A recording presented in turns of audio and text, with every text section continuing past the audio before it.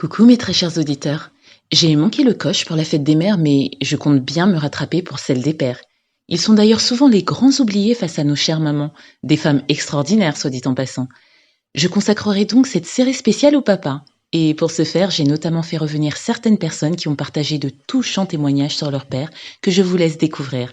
Allez, c'est parti. Quelques grammes de bonheur. Quelques grammes de bonheur. Quelques grammes de bonheur. Quelques grammes de bonheur. Quelques grammes de bonheur. Quelques grammes de bonheur. Quelques grammes de bonheur. Quelques grammes de bonheur. 4 grammes de bonheur.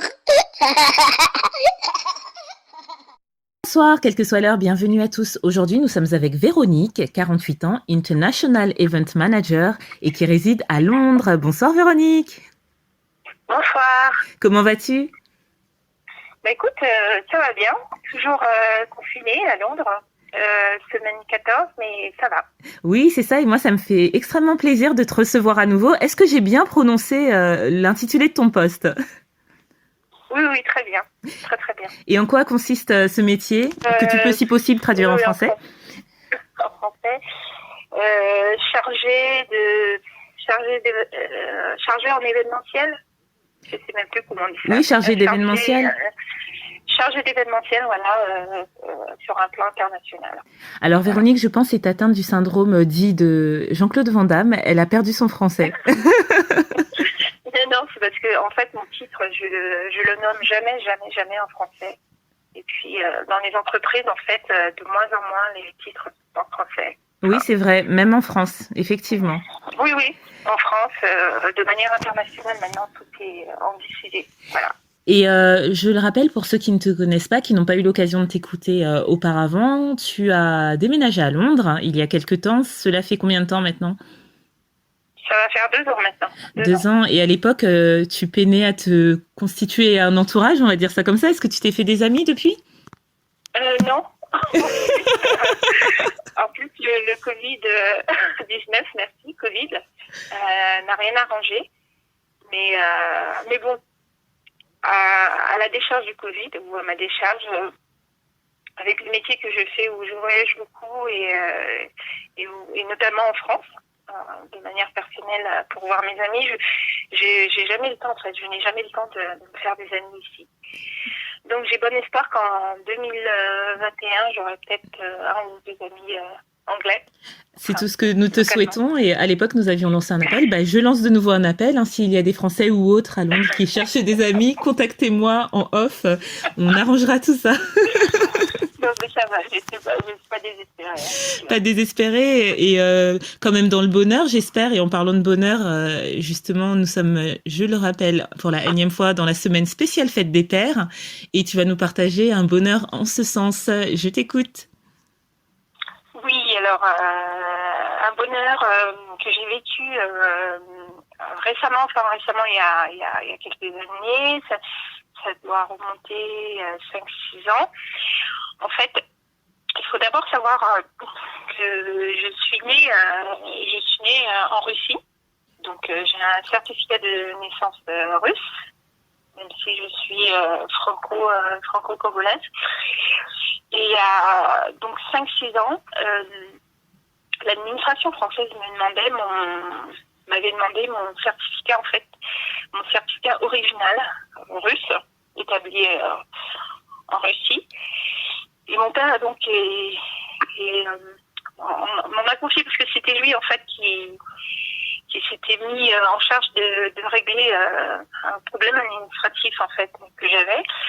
Donc il m'a dit écoute, l'administration m'a dit qu'il faut que tu ailles en Russie chercher ton certificat, plus exactement à Saint-Pétersbourg, là où je suis née.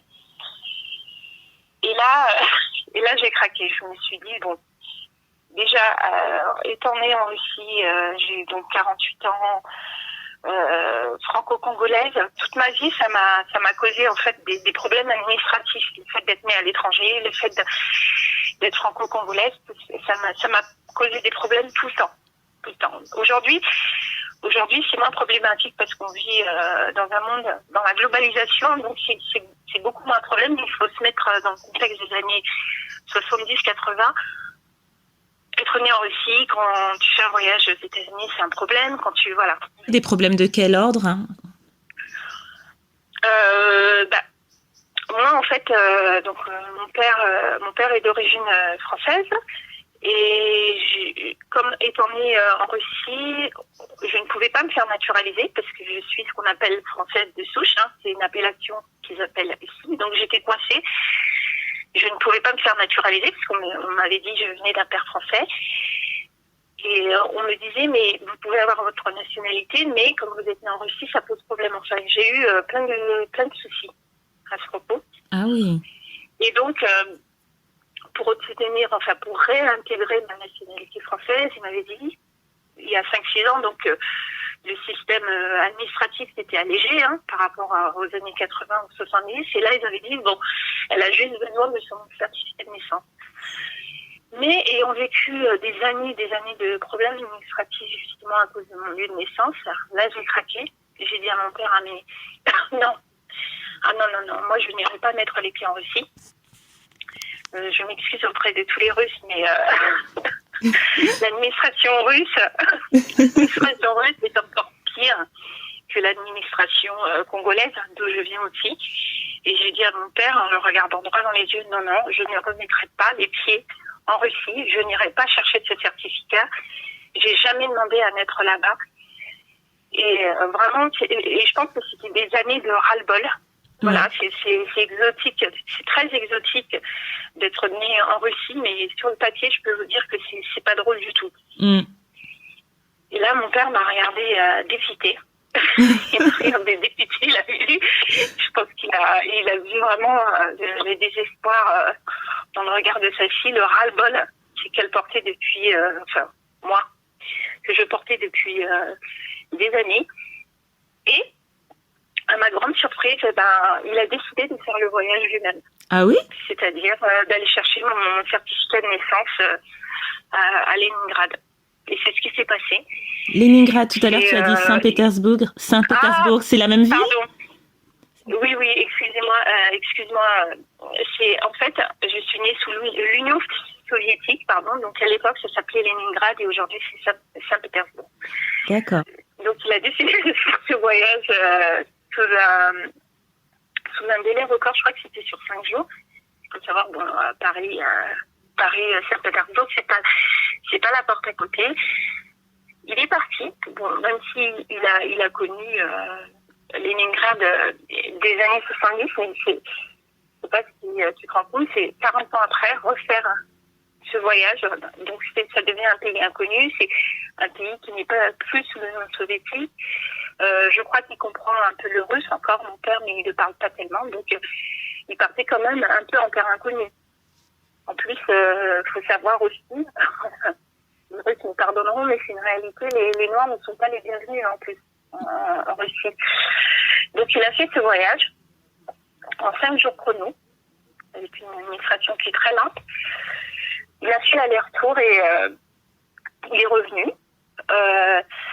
Il a été donné ce document à l'administration française et j'ai été réintégrée d'ailleurs en 1 semaine chrono. Waouh! Et en fait, ça m'a beaucoup touchée. Parce que là, je me suis dit, voilà, l'amour d'un père, l'amour d'un père pour sa fille. À un moment donné, voilà, elle en avait marre. Il s'est dit, bon, je vais porter ce fardeau. Il s'en est senti responsable. Enfin, il l'était un petit peu aussi, parce que, un peu aussi à cause de lui et de ma mère que je suis née là-bas, ou grâce à lui et ma mère que je suis née là-bas. Donc, il a vraiment pris ce problème administratif à bras-le-corps et ça m'a vraiment touchée. Et je l'ai remercié à son retour de voyage, je l'ai remercié quand j'ai eu en main mon passeport, mon passeport français et surtout mon certificat de nationalité. Et voilà, donc c'était ça que j'avais envie de partager. C'est un bon souvenir. Parce qu'en fait, c'est un souvenir en plus qui se perpétue dans le temps, parce qu'avec mon métier, c'est plus facile pour moi aujourd'hui d'être française que d'être congolaise ou que d'être russe. Donc, c'est sûr que quand je regarde mon passeport, je je pense pas à la Russie, je pense pas au Congo, mais je pense à mon père qui a fait ce voyage. Et je me dis, oui, mes voyages aussi sont plus faciles, même si ça a jamais été vraiment barrière pour moi de voyager sous des nationalités dites étrangères, mais c'est vrai que c'est plus facile. Il faut être honnête, c'est plus facile d'être français quand tu dois aller aux États-Unis, quand tu dois aller dans tout l'espace Schengen ou même en Asie. Donc voilà, donc quand je regarde mon passeport, je pense à mon papa qui a été facilitateur en fait, un facilitateur ou facilitateur, je sais plus. Oui, c'est vrai que je suis Jean-Claude Van Damme quand même. Facilitateur. Alors, tu me poses une colle, nous chercherons dans le dictionnaire. Chers auditeurs, si vous le savez, vous nous le direz. Quoi qu'il en soit, ton bonheur est magnifique, tout simplement magnifique. Voilà. Juste avant d'en parler, je fais juste une parenthèse pour ceux qui nous écouteraient et qui seraient peut-être dans les hautes sphères du fonctionnement de l'administration. Voilà comment on peut développer des phobies administratives, notamment parce que bon là, il s'agit de papiers concernant la nationalité. Qui touche d'ailleurs à l'identité, c'est très profond, mais c'est pareil au niveau de la CAF, des impôts et quoi que ce soit. On peut développer des phobies administratives à cause de de tous ces remparts érigés devant nous, de toute cette multitude de papiers. D'ailleurs, ceux qui connaissent Astérix, les 12 travaux ont vu la maison qui rend fou, c'est un peu à cette image. Donc ça, c'était la petite parenthèse. Maintenant, pour revenir à ton bonheur, il est vraiment superbe parce que, comme tu l'as dit, ton père a fait quelque chose de très beau, même si au fond il était responsable de manière indirecte. Mais je pense que, ce qui transparaît dans ton histoire, c'est qu'il a porté aussi le poids que tu ressentais quelque part. Oui, oui. Et ce qu'on voit aussi, c'est que peu importe l'âge de ses enfants, parce que tu étais déjà bien plus que majeur. Hein. Ah oui, j'étais bien majeur. Voilà. J'avais plus de 40 ans. En tant que parent, on peut toujours avoir quelque part la responsabilité de ses enfants. On peut toujours faire des choses pour eux. Et en tant qu'enfant, on peut toujours le recevoir et en être reconnaissant. Ça, c'est juste magnifique, cette relation. Et puis la gratitude aussi qui en ressort, qui émane de ce que tu dis. Et puis ce symbole qui reste dans ce passeport que tu regardes. C'est juste waouh. Ouais, autant avant être née en Russie, c'était un fardeau pour moi, et maintenant ça, voilà, c'est juste mon identité, c'est quelque chose d'original, enfin, c'est certains trop original, et puis voilà, c'est mon histoire. Exactement. Et ce que tu es, c'est aussi une partie de ton papa qui fait ça pour sa fille qu'il aime. Oui. Et j'espère qu'il écoutera à l'occasion de la fête des pères, ce joli témoignage, qu'il le fera certainement sourire, qu'il le touchera aussi certainement. Peut-être que tu ne le lui as jamais dit, je ne sais pas. Je pense l'avoir remarqué, mais c'est vrai que je viens de réaliser que il a été 2 fois en Russie dans sa vie. Bon, une fois pour y vivre et pour me donner la vie avec ma mère, et une deuxième fois pour me donner la vie française, si je puis dire. Quelque part, tu parlais d'identité, mais avec toutes les origines que tu as, et de sang et de sol, je comprends pourquoi tu voyages autant et pourquoi tu atterris dans un autre pays. Oui, ça pourrait être possible. Merci énormément de nous avoir fait traverser les frontières à travers ton bonheur, les frontières terrestres, les frontières du cœur aussi, et les frontières de l'âge. N'hésite pas à dire que c'est très beau parce que c'est sorti tout seul. Oh là là, c'est beau. C'est exactement ça. Et cher monsieur le papa, soyez fiers de cette fille qui traverse le monde et qui vous fait honneur aujourd'hui. Et n'hésitez pas, d'ailleurs, si vous le souhaitez, à venir aussi témoigner de ce même bonheur pour avoir l'autre point de vue. Ça sera original et ce sera avec plaisir que je vous recevrai aussi. Merci beaucoup. Merci à toi. Prends soin de toi. Prends soin, on peut encore dire de ta nouvelle vie, parce que ça ne fait pas si longtemps que cela que tu y es. Surtout que là, tu vis aussi le corona là-bas, avec le confinement qui n'est toujours pas levé. Donc, on te souhaite beaucoup de courage. Oui. J'ai une nouvelle vie depuis le mois de mars. C'est le Covid. C'est encore une autre vie. Ah oui, 4 mois de confinement. Voilà. Non, 3 mois et demi, presque. Bon, on pourra débattre une autre fois ou dans une autre émission sur la gestion du confinement. Voilà, sur la gestion du confinement. Je veux bien revenir. Voilà, la gestion du confinement en Angleterre. Parce que je sens que tu as des choses à dire à ce sujet. Merci. Et je te dis à très très vite parce que j'espère bien que tu reviendras. D'accord. D'accord, merci beaucoup. Et n'oubliez pas, vous autres, le bonheur aussi léger soit-il n'est jamais loin, alors sachez le voir, vous en saisir et l'apprécier. À bientôt. Quelques grammes de bonheur. Quelques grammes de bonheur. Quelques grammes de bonheur. Quelques grammes de bonheur. Quelques grammes de bonheur. Quelques grammes de bonheur. Quelques grammes de bonheur. Quelques Quelques grammes de bonheur. 4 grammes de bonheur. Également envie de donner un peu de bonheur en partageant le vôtre ? N'hésitez pas à prendre un rendez-vous téléphonique avec moi pour une interview sur le lien suivant que vous trouverez également en barre d'infos. À très vite et n'oubliez pas de vous abonner. Merci.